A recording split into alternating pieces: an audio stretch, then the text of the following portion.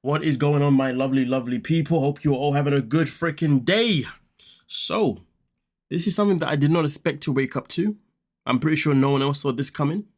But Michael sent Angela more than 200K over 5 years, okay?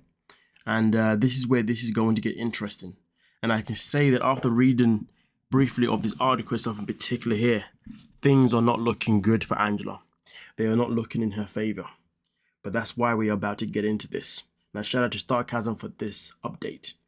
Now, of course, when it comes to Angela and Michael, when it came to the filing of the annulment, this is something that happened last year, in May of 2024. Okay, obviously, whilst Angela and Michael's court continues to play out in Georgia court, and yeah. So here, right now, it does start off by saying that after the Starcasm article about the annulment filing was posted on August 7, 2024, Michael launched a GoFundMe to raise money for a lawyer to fight the case. The GoFundMe exploded thanks to donations from sympathetic 90-day fans, 90-day viewers. The goal of 50K was reached within a matter of days. Michael's newly hired lawyer filed an answer and counterclaim on August 21st. In the filing, Michael asked for a divorce and alleged Angela was guilty of cruel treatment as well as physically and mental abuse that has occurred both privately and publicly, which is something that, of course, publicly we all saw. But hey, ladies and gentlemen, it's about to get interesting. So let's get into it. Michael files motion to dismiss. On May, I was about to say the year, my apologies. On May 29th, Michael's attorney filed a motion to dismiss Angela's complaint for annulment. She also requested that Angela be responsible for Michael's attorney's fees.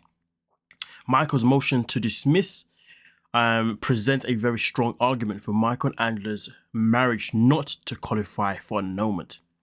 From the motion, in the state of Georgia, a valid marriage requires three elements. 1, the parties must be able to enter a contract.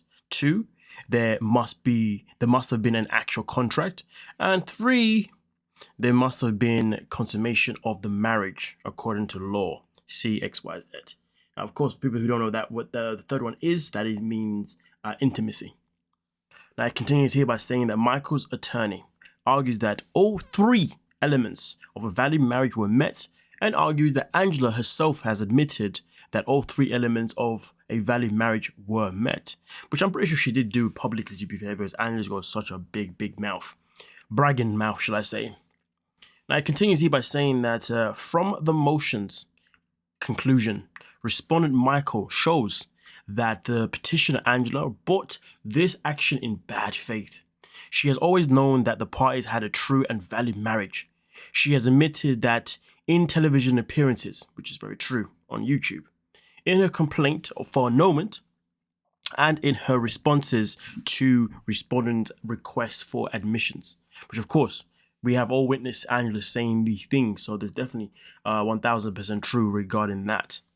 Now, also itself in particular here does continue by saying that she thought that she could get over on the courts and get back at the respondent for leaving her with the complaint in this case because her effort at service of process was intended to be by publication, and she thought her husband would not find out until she could publicly shame him with an annulment order. She had no idea that he would beat her to the punch and acknowledge service before she could even have her very first publication run. Very smart move. Fair played. Come on now. Now, also continues here by saying that in this case, the petitioner's entire claim for annulment contained a complete absence of justifiable issue of law, such that there is no way this court could have possibly accepted the position that the parties' marriage was invalid.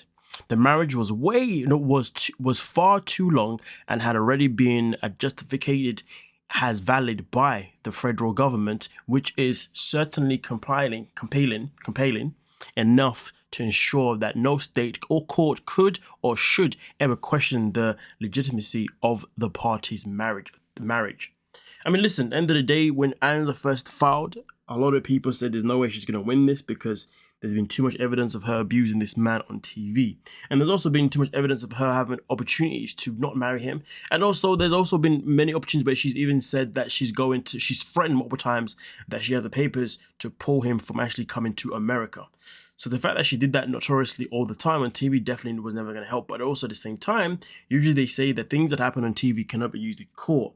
So therefore, I believe, in my opinion, in this situation, the things that happen in privately are the things that are definitely going to, matter way much more than the things that happen publicly. Well, publicly on the show.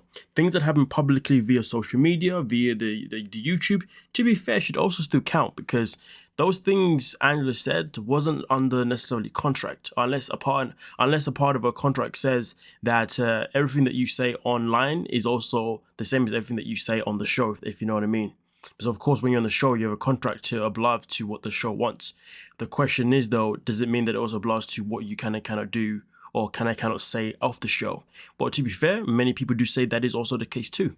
But I mean, again, that's why I believe that even though the stuff that we've seen should still be massively effective, it is the things that happen privately that those are the things that are obviously going to play out even more, because that means no one had a contract on you. Everything that you did was based on yourself, and it was not influenced by anyone else, obviously within the surrounding areas. Okay? And this is something that also has to be obviously thought about. At one point, Michael's attorney turns Angela's infamous pride and self-aggrandizing against her. Furthermore, the petitioner constantly proclaims that she is a very bright woman, and certainly she is. She would have never been duped into marrying someone. Into marrying someone she did not want to be married to, especially when she was making so much money off the television exposure that their union produced, which is a very, very, very strong point, to be fair. Now, here is the accusations regarding Angela allegedly tasering Michael. Sarah Fraser broke the news last month that Angela allegedly tased Michael, during a heated argument in California in January of last year, which is something that a lot of us would probably believe that did happen, because nothing's ever stopped Angela putting her hands on Michael before, so why would a taser stop her? Do you see what I'm saying? Now, it continues here by saying the motion to dismiss references the alleged taser incident multiple times and provides more details about what happened leading up to an incident. And this is obviously the more information here, where it says that there are many incidents of physical abuse. However, an extreme example of the petitioner's desire to physically harm and abuse the respondents occurred in January 2024, when the parties visited Los Angeles for an appointment with the petitioner's dentist.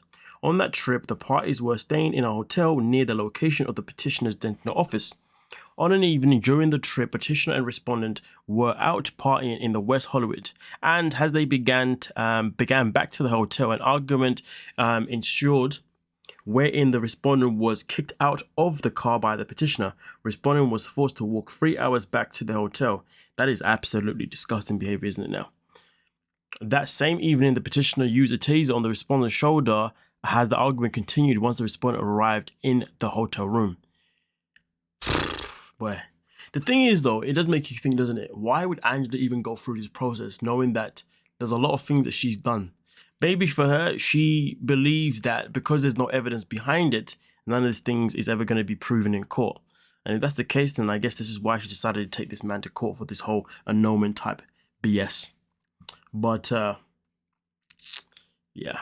The thing is, though, the only thing that we've ever seen of Angela being physically abusive that has nothing to do with 90 Day Fiancé was when we saw her and her friend have the fight, or Angela pretty much lay into her friend publicly, her best friend at the time.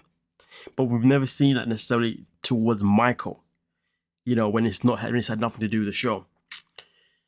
Which is something that would be very good to use for Michael in court, because it's something that happened away from the show. Do you see what I'm saying?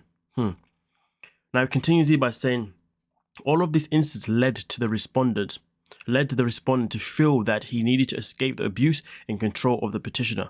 Ultimately, respondent had to leave the residence in February 2024, and he did not tell petitioner where he was going for fear that she would follow him and retaliate against him for leaving. Respondent went to live in Texas with a friend.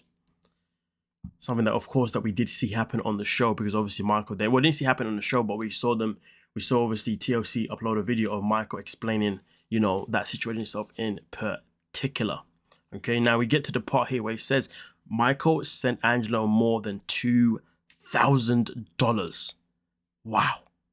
Michael's motion to dismiss includes a lot of behind-scene details of the reality television couple's relationship over the years, including the fact that he sent Angela more than $200K between 2018 and 2023. Between May 24, 2018 and December 2023. Respondent Michael wire petitioner Angela over 200. Damn. The number is crazy, but let's just round it up, okay? Let's just keep it simple, okay? $236,000.